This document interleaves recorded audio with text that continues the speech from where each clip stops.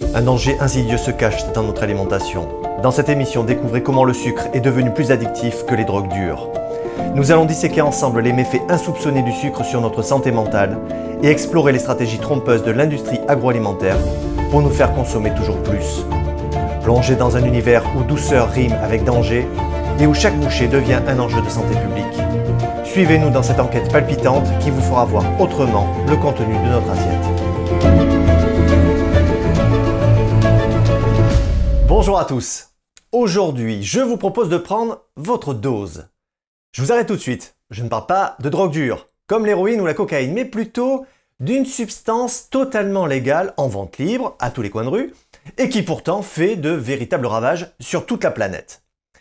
Le sucre, mesdames et messieurs. Oui, le sucre est devenu un fléau.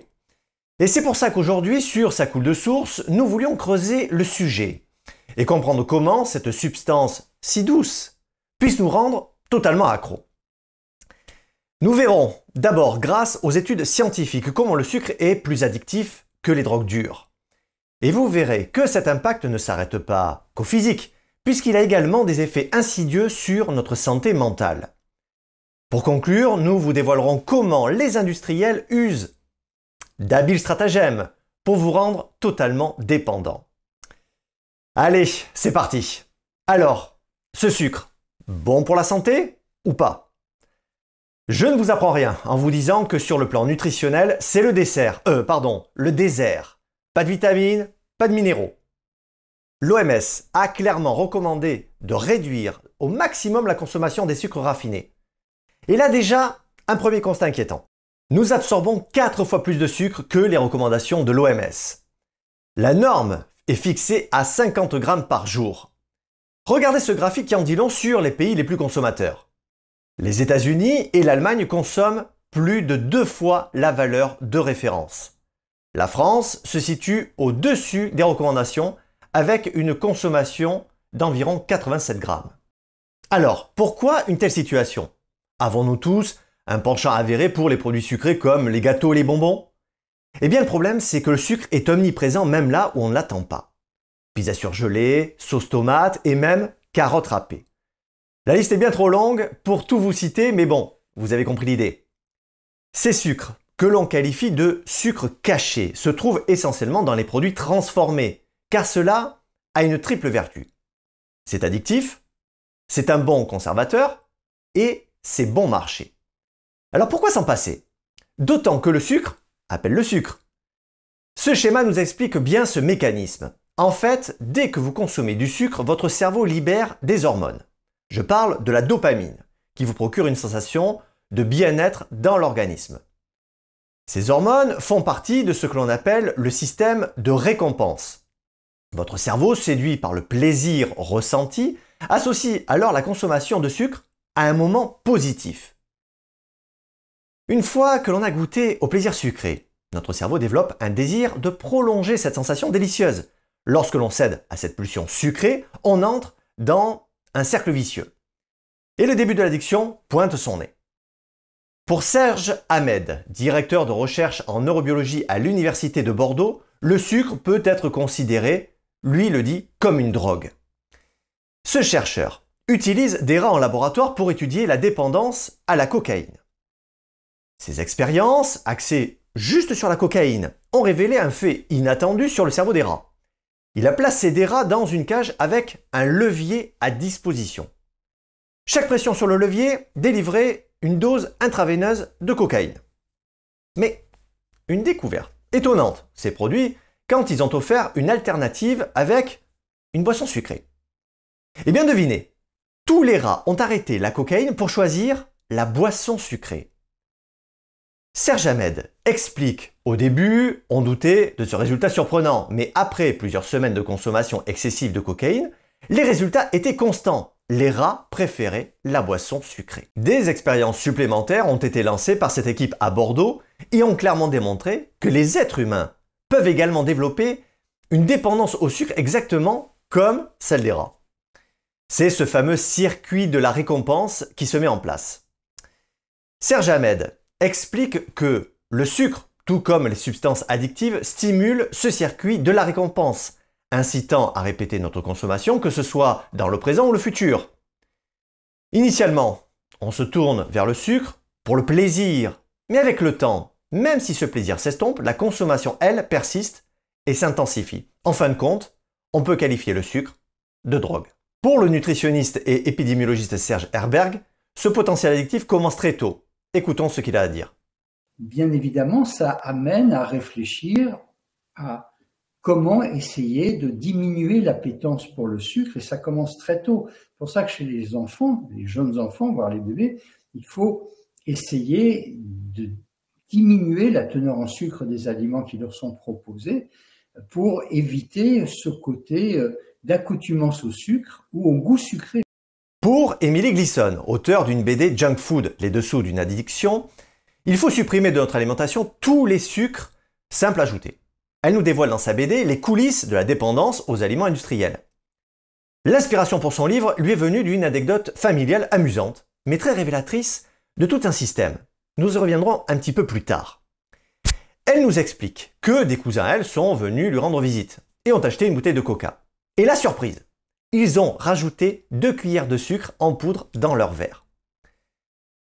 Face à un tel constat, elle a creusé un peu la question et a découvert que le Mexique utilise plus de sucre, mais surtout, ils utilisent un sucre différent, plus addictif que le nôtre, contribuant à l'explosion du diabète et à l'obésité infantile là-bas.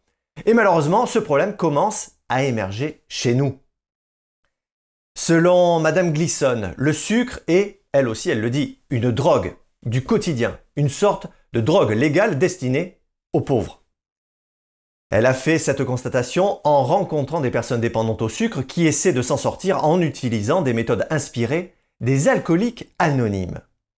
Elle pense d'ailleurs que le sucre devrait être traité comme le tabac ou l'alcool pour aider ceux qui en sont accros.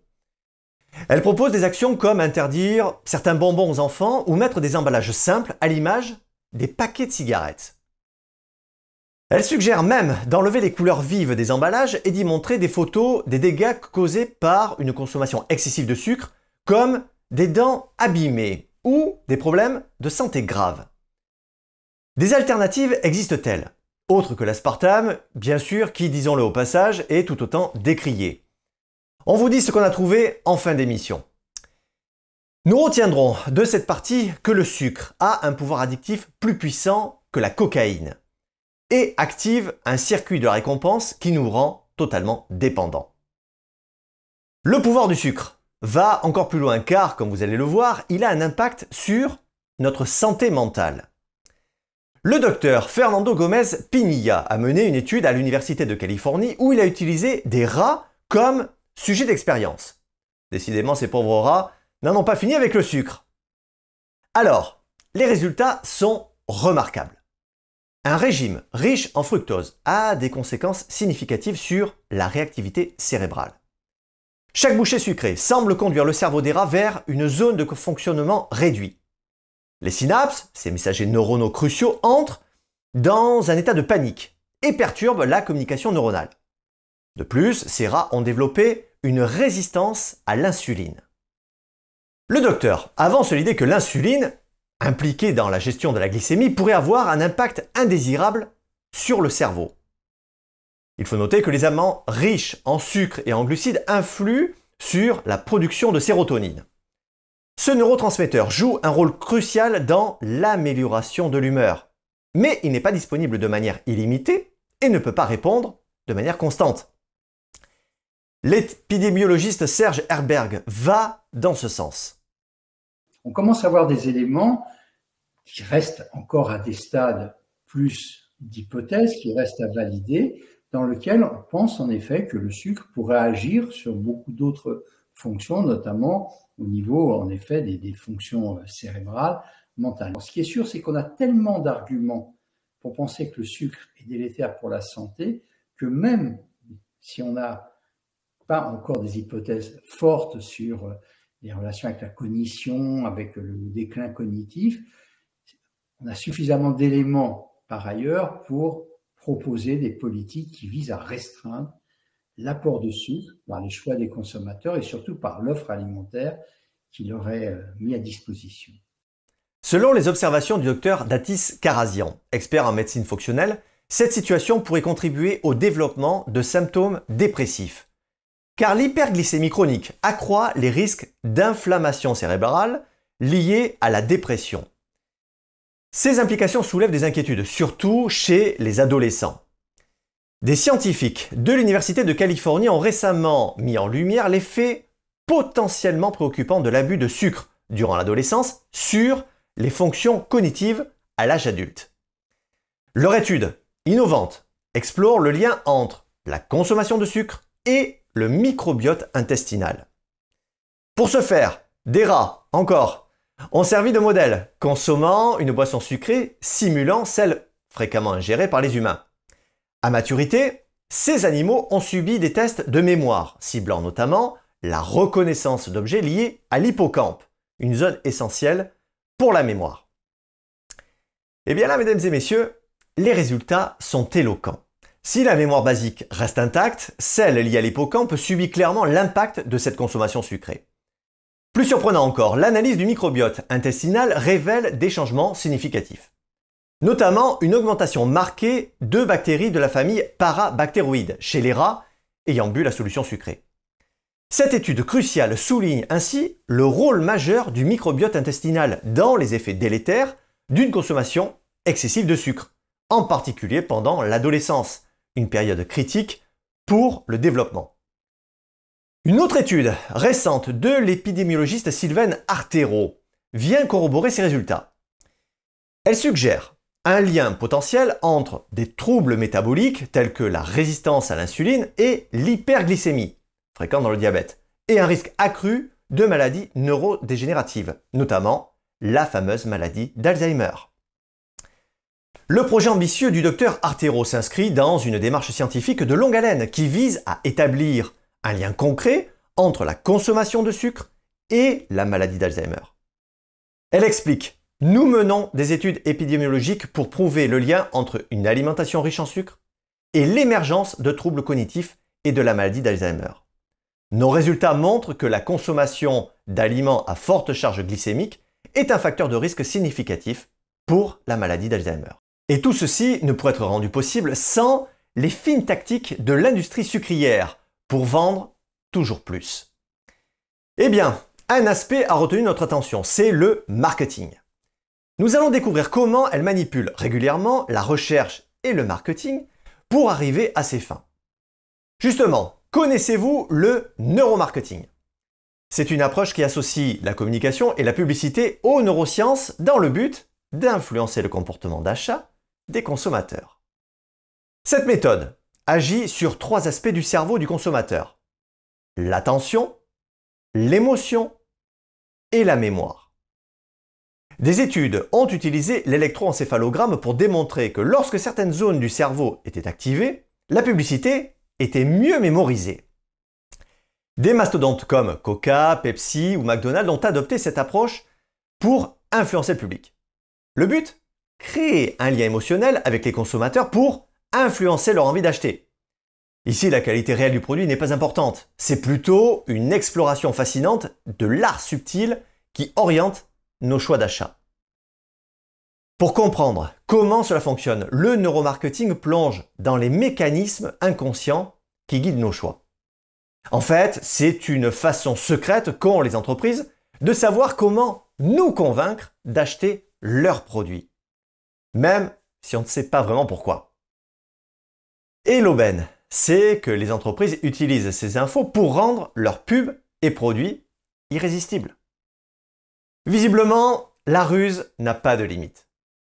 Un autre élément crucial à prendre en considération concerne les pratiques, parfois douteuses, que l'industrie agroalimentaire emploie fréquemment dans l'utilisation du sucre dans ses produits fabriqués. Et là, mesdames et messieurs, il est important de savoir que cette tromperie suscite des préoccupations en ce qui concerne la santé publique et la transparence des informations fournies aux consommateurs. Souvent, certaines entreprises cachent la véritable quantité de sucre dans leurs produits.